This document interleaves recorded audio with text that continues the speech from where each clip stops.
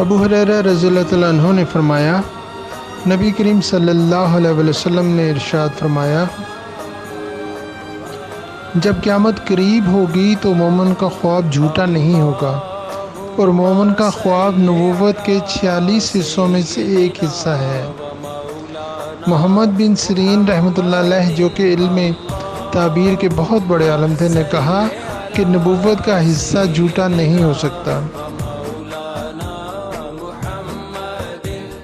ابو ہریرہ رضی اللہ تعالیٰ عنہ کہتے تھے کہ خواب 3 طرح کے ہیں: دل کے خیالات، شیطان کا ڈرانا، اور اللہ کی طرف سے خوشخبری۔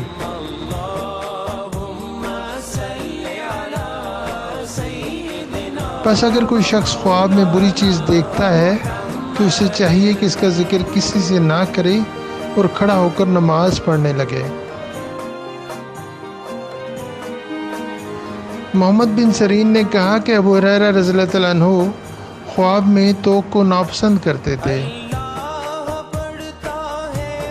اور قید دیکھنے کو اچھا سمجھتے تھے، اور کہا گیا ہے کہ قید سے مراد دین میں ثابت قدمی ہے۔